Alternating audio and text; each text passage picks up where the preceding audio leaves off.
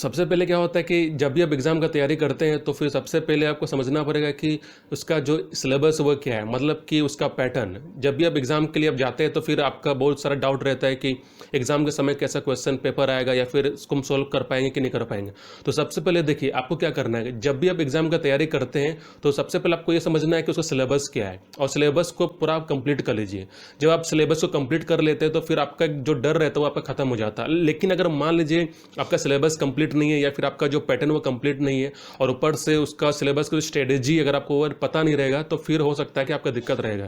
क्योंकि आपको ये पता होना चाहिए कि कौन सा मतलब चैप्टर से आने वाला है और कितना मार्क्स का आने वाला है। जैसे कि आपको अगर आप इंट्रेंस एग्जाम दे रहे हैं तो फिर इंट्रेंस एग्जाम का भी आपका एक सिलेबस रहता है, वो आपको समझना पड़ेगा और किस मेथड से किस स्ट्रेटेजी के साथ पूछा जाएगा वो आपको समझना पड़ेगा। आपको क्या करना है कि कॉन्सेप्ट को आपको समझना है। जो भी आप एग्जाम का तैयारी करते हैं, जैसे कि आप 10th बोर्ड का तैयारी कर रहे हैं, आप 12th बोर्ड का तैयारी कर रहे हैं या फिर कोई इंट्रेंस एग्जाम का, चाहे वो कॉलेज का हो या फिर कोई मेडिकल या जेई का, तो सिलेबस पहले क्या होता है कि आपका इंपॉर्टेंट है। जब सिलेबस को आप देखते हैं तो फिर आप उसका जो पैटर्न है उसको पहले समझते हैं। जब आप सिलेबस को समझेंगे फिर उसके हिसाब से फिर आप अपना जो आपका जो पढ़ाई है उसको आप स्टार्ट करते हैं, तो फिर आप उसको तैयारी करते हैं। लेकिन फिर क्या होता है कि आपको उसके हिसाब से फिर आपको किताब भी पढ़ना पड़ता है। जैसे कि अगर आप 10th बोर्ड का एग्जाम का तैयारी कर रहे हैं तो फिर 10th बोर्ड का जितना भी आपका किताब है, सीबीएसई का हो या कोई भी जो बुक हो, उसको आपका पूरा कॉन्सेप्ट को आपको मतलब पढ़ना पड़ेगा आपका स्टार्ट से लेकर एंड तक। उसके बाद जैसे कि मान लीजिए जब एंट्रेंस एग्जाम दे रहे हैं तो एंट्रेंस एग्जाम में क्या होता है कि आपका 11th से पूछता है, आपका 12th से पूछता है, तो फिर आपको क्या करना होगा कि आपको 11th का भी आपको जो मतलब जो किताब है आपको उसको समझना पड़ेगा। फिर 12th का जो सब्जेक्ट है उसको भी आपको मतलब कॉन्सेप्ट को समझना पड़ेगा। उसके बाद क्या है कि फिर आपको बाहर का किताब भी पढ़ना होगा, क्योंकि बाहर का किताब पढ़ने से इसलिए क्योंकि जो कॉन्सेप्ट है आप तो स्कूल से आप मतलब समझ चुके हैं, लेकिन बाहर की किताब पढ़ने से क्या होता है कि आपको और क्लैरिटी आएगा, मतलब कि आपके पास और ज़्यादा एक्सपीरियंस रहेगा, आपके पास ज़्यादा नॉलेज रहेगा, इन्फॉर्मेशन रहेगा आपको उस सब्जेक्ट से रिलेटेड। तो इसीलिए उसके बाद जब पूरा अच्छा से तैयारी कर लेते हैं उसके बाद क्या करना है कि आपका एक सैम्पल पेपर आता है, आपको सैम्पल पेपर आपको खरीदना है। आप ऑनलाइन भी ले सकते हैं या फिर आप ऑफलाइन भी ले सकते हैं।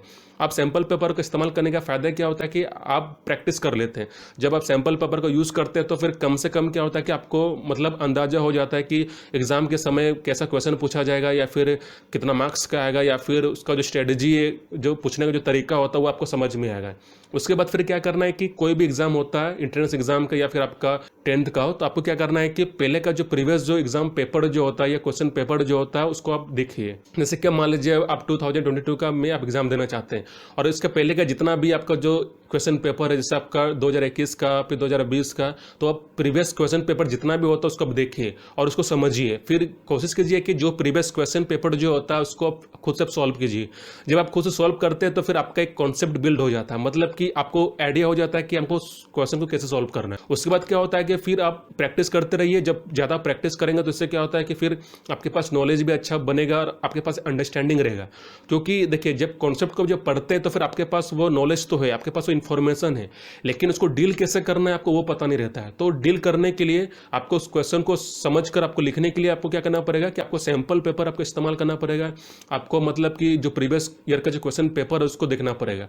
जब उसको प्रैक्टिकली जब डील करेंगे तो फिर आपको पता चल जाता है कि इस क्वेश्चन को कैसे डील करना है और कैसे उसको आंसर देना है। तो जैसे कि आप कॉन्सेप्ट को समझिए लेकिन आपके पास वो एक्सपीरियंस नहीं होता है कि उस क्वेश्चन को कैसे डील करना है। तो डील करने के लिए क्या है कि आपको प्रीवियस क्वेश्चन पेपर देखना है, उसके बाद फिर आपको सैंपल पेपर भी देखना है। उसके बाद क्या होता है कि फिर कुछ आपका मेथड भी रहता है, कुछ आपका मैनेजमेंट रहता है। जैसे कि मान लीजिए आपका 2 महीना बाद आपका एग्जाम होने वाला है, तो इसमें क्या होता है जैसे कि मान लीजिए आपका 1 महीना बाद एग्जाम है या फिर आपका 2 या 3 दिन बाद एग्जाम है, तो इसमें क्या फिर आप सोचेंगे कि हमको सारा सिलेबस कवर करना है या फिर आपको सारा कॉन्सेप्ट को समझना है, तो ये मतलब आपका पॉसिबल नहीं रहता है। क्योंकि जब भी आप जैसे कि आपका 2 दिन बाद एग्जाम है या 3 दिन बाद एग्जाम है, तो इसमें क्या होता है कि आप बहुत रस में रहते हैं। मतलब कि आप क्या करते हैं कि सारा किताब को एक दिन में पढ़ते हैं या फिर आप मतलब कि सिलेबस को भी कंप्लीट करते हैं, लेकिन ये पॉसिबल नहीं होता। क्योंकि जब भी आप सिलेबस को कवर करेंगे तो आपका शुरू से आपका मतलब स्टार्टिंग होना चाहिए। जैसे कि आपके पास इनफ टाइम होना चाहिए ताकि आप उसको कॉन्सेप्ट को भी आप समझ सके, ऊपर से फिर आपका रिवीजन करने का भी मतलब आपके पास वो टाइम हो।